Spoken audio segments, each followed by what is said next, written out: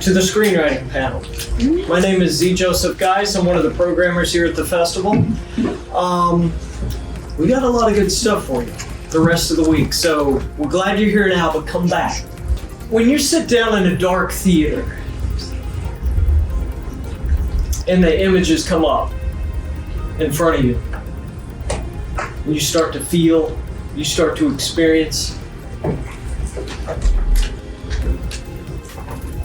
somebody at some point sat somewhere alone in a room and spent a lot of hours creating what you see before the actors came. Usually, a lot of times, unless they're directing it themselves, before the director even came.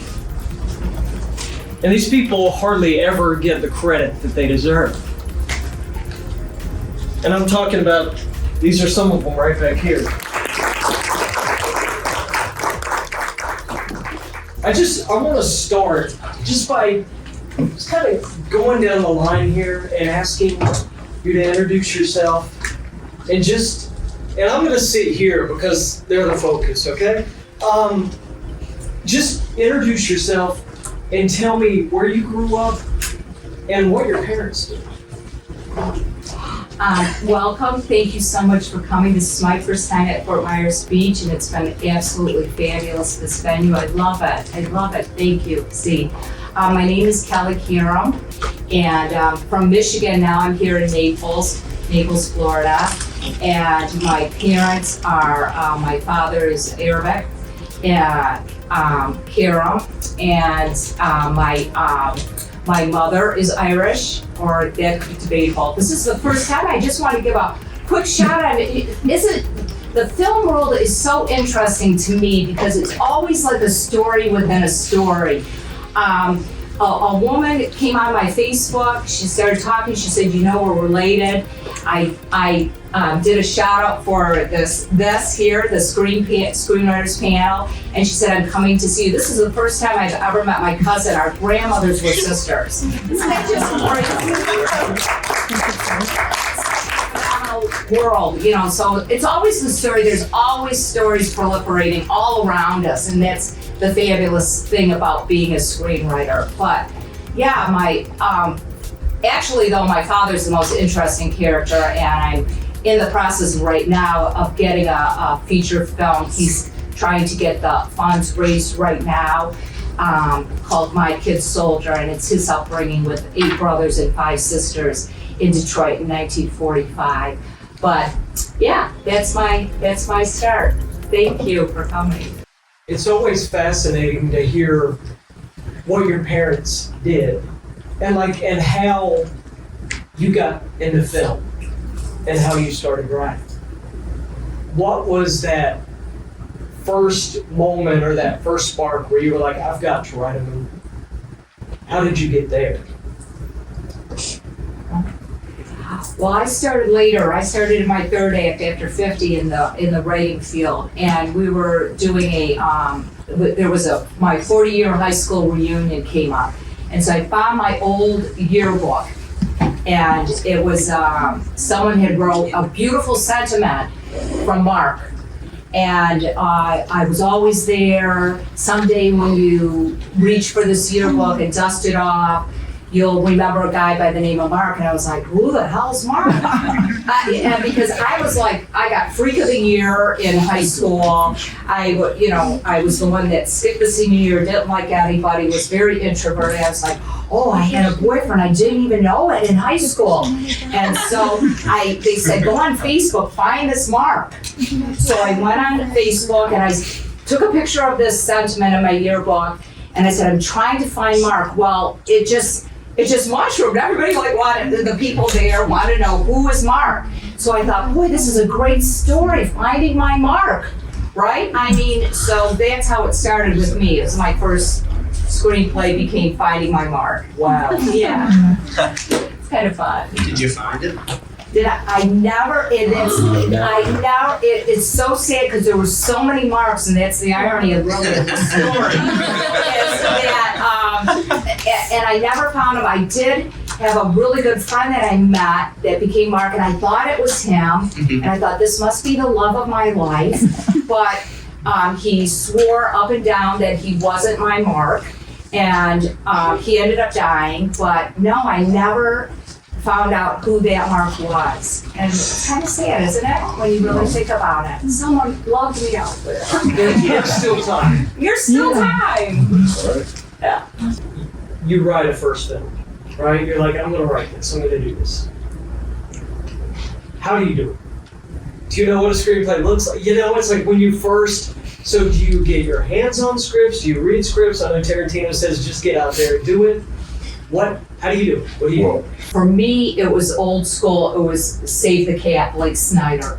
I just got out my little 4x6s and said, okay, what is this going to be about? I think the best thing is your log line is, because so often you say, what is my log line? After you've written this feature, you're like, what the hell is my log line? So I don't know, what is it about? You're like, but if you can figure out that log line from the get-go, you're almost like solid, because you've now decided this is going to be the premise. Yeah. And then you can go ahead and say, okay, now I've got the plot. I can get those little episodes or 4x6s and follow the way it goes. And now Blake Snyder's Save the Cat is genius, because it'll say, put your inciting incident on page 12. I mean, you don't have to do it formulaic. You don't have to be, it doesn't have to be your Bible, but it can be your little way of saying, okay, I gotta have that big incident, because now it's like the first minute, isn't it? Do you have your child kidnapped, or the first minute? Yeah, you know what I mean? So it's not even the page 12. So there's no real formula, but it's at least it's something. If you have not gone to a screenwriting school or whatever, like myself, that anybody can do it. Anybody can be a screenwriter. Anybody can, write a story. If you could tell a story, you can write the story, and you don't have to worry about so much as the structure, because you can, for $150, say, fix this for me. Yeah. You make me think of another question that's taken away. But how do you deal? How do you deal with? Has your vision ever not gone the way, and how do you deal with that? Like that's not what I wrote, and how do you deal with that? How do you process that? You just gotta walk away, let it go. Yeah, you always have to let it breathe. You always, once you write something, you have to set it aside, because you think when you're finished, wow, this is so great. The first person who reads this is going to want to produce it. Right. And then you're not getting that kind of feedback, and then you re-look at it 6 months later, and you say, this is a piece of shit. This is like it needs a total rewrite, or it's going to take a lot more than a few passes at this one, so you go on to something too. Yeah, you got to write something else. I got to write something else. Finding my mark is out. Right. Like to clear it out of your head, so that you can come back as an actual audience member and not as a writer with the structure and the outline and everything in your head. Which is hard, though. The subjectivity is so difficult, and especially in this film world, because unless you're hitting all 4 quadrants, let's face it, my Lipstick Posse might be not the same psychological thriller that yours is. Mm-hmm. So those things when you write, you should write what you love and what you want to write. But you got to bear in mind that the commercial marketability of it may not be there, or you might limit yourself. And that is so true, because they always say, I want a lot of white page. I want a lot of white page. And if you're used to speaking prose, and I like flowering, I like beautiful language. I love our language, but they're like, oh my God, you're not writing a novel here. Just stick to it. A man on the side, and Kelly, you don't have to talk about his, iron, how his pleats were ironed perfectly, so that's so important. They want white on the page. They don't want a novel. Right. But who wants to read? No one wants to read a screenplay anyway. Right. So it's hard enough to read a screenplay, but when it's just so bare naked without the pretty stuff, And what do they say? They come in late and leave early. Yes, they want 90 pages now. Yeah. Like, exactly. They want it 90 pages. They want it few locations. You know, they tell you, write what you want, write what you love, but make sure it's not over 90 pages. Make sure you only have 2 locations. Make sure you only have five characters. You know, so because everything is money. Everything in the end, right? Yes. Becomes money. And so the more you write and the more you elaborate, the more money. I remember once my notes came back as this writer, not only does she think she's going to get Brad Pitt, she thinks she's got 3 bullfights in 3 different countries.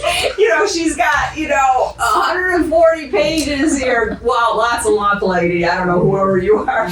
But that's what I realized, you can't be just, you can't basically write what you love, can you? No. Say, hey, I wrote this and I love it. And I don't care that it only fits as a little bit of a segment.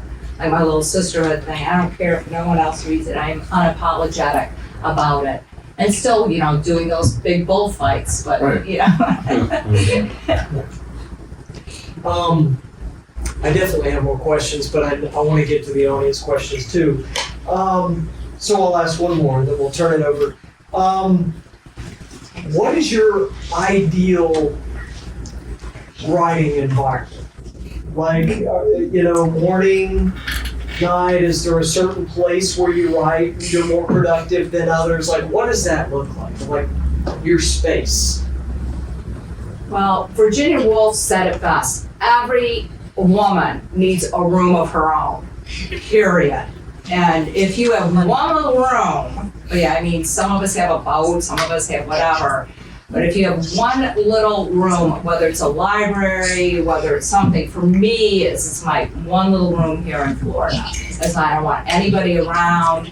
But, then again, it's like, when I really think about it, it's like 90% I'm Googling and researching, or on Amazon, and then 10% of the story. But I can't be affected by anything outside of my one little room. And So you're I not can't a coffee do shop writer? I'm not a coffee shop writer at all, or Yeah. exactly, Yeah. not at all. Or my son can have the TV on, have his headphones on, be reading a book, and his kids all around him. That's like crazy to me. I just have to focus on the story, have my cork board, have all my little fun little stuff, and then that's it. But you really need that one tiny little place that your imagination can run wild and be fertile. But for me, and this is kind of a generalization, but the people that are probably the most vulnerable psychologically in these types of projects are the actors and the screenwriters, because there's a lot of horror stories about method acting and about just, sinking too deep into something that's stirring up a lot of emotions. And when you mentioned, writing based on the anxiety you had over something happening to your daughter, in therapy they tell you a lot, like not to novelize, not to attach stories to feelings, and that's something that you're doing for a living. So I wonder how much it takes to protect yourself from constantly trying to come up with stories.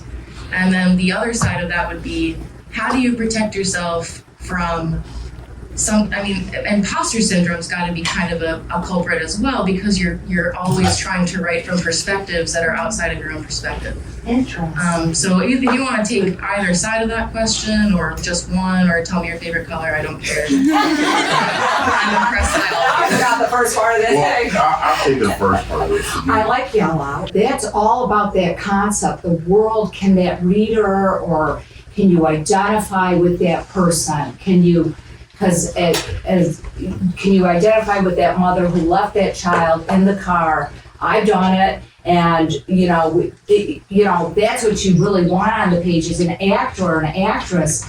That's what you want to demonstrate, is those feelings. You got to reach. Don't you have to? I'm not an actor, but reach way down deep in the soul. I kind of look at the whole business as like a three-tiered thing. Like you have your Your soul is the writing, right? Your soul, you put it all out there, and then the heart is really what you say that the heart is the business, and the mind would be the actual selling, the marketing part of it. But at the very end of the day, you've got to have all those three elements in that concept so that person can identify, so even the man can identify with that woman who I'm just gonna run in the store real quick, I'm gonna crank the windows open, and then she just gets lost that she finds a sale, or she gets this, and it's like 85, now the car is now 120, she doesn't realize that 20 minutes have left. We've all been there, or we can identify with that character. That's the importance of the heart of the film. And that's the soul you've got to put down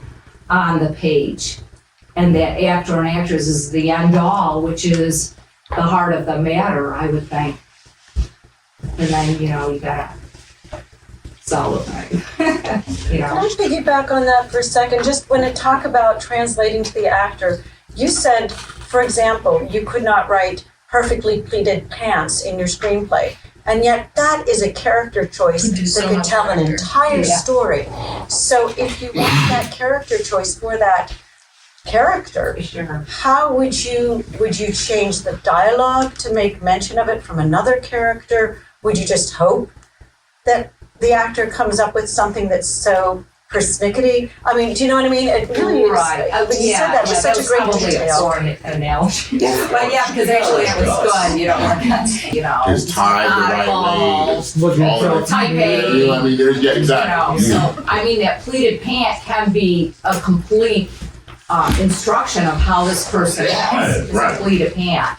You know what I mean? But when I was saying, I would say, starched white shirt, pleated pant. All I had to do is write pleated pant. Right. You know what I mean? So that's what I was saying, more white page rather than more words. More words. Okay, Can I add to that? As a writer. Can I add to that? Sure. I'm thinking if the focus is the pants wearer, then I wouldn't want the dialogue to be there. But if the focus is the character who goes around complimenting people on their clothes, then I would want it to be in a dialogue because that shows the character. Right.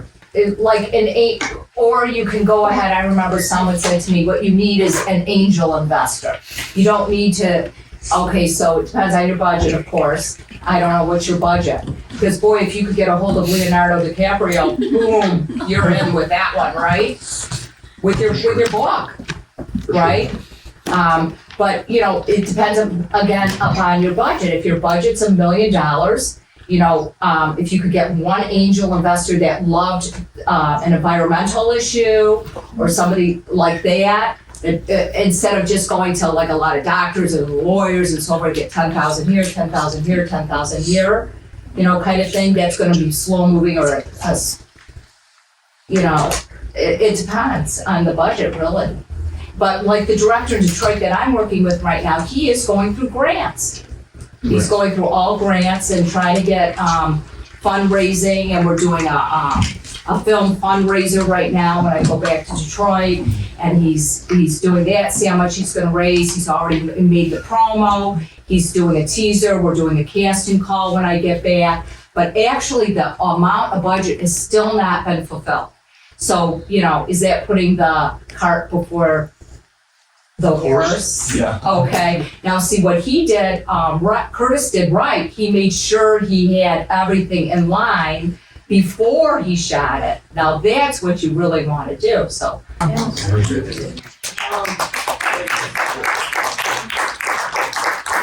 getting the signal that we need to wrap this up. So finally, I want you guys to tell everybody here how they can follow you, how they can keep in touch with you, and also I want you to give one piece of advice for aspiring writers out there, something that you're so bad. that you wish somebody would have told you.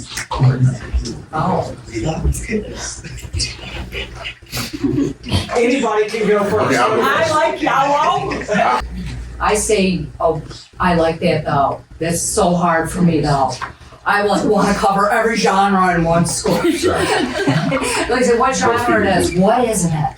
But I say, write what you love, write who you know, part of you, write what you know, And as Alfred Hitchcock says, write what you fear. Yeah. And if you want to follow me, I would love that. That's how I found my long lost cousin. I think it's absolutely wonderful. It's I'm not great at social media, but I'm Kelly Jean Karam on Facebook. I met you. I have a handle somewhere. I think it's Kelly Boyd Karam on Instagram. I'm also on Twitter. But I would love it. I'll follow you back. I'd love to, if I have any advice, if I have any questions, I'll ask you. I'd love that. So thank you for coming out and listening to me and listening to us. I've learned so much, and thank you for that questions. And yeah, thanks you guys so much. Thank you very much. See? Talk about you. What about you? No, we gotta turn these people loose. If you have more questions, we will be around. Yes. We'll be outside. Stop us. Thank you so much for coming. Please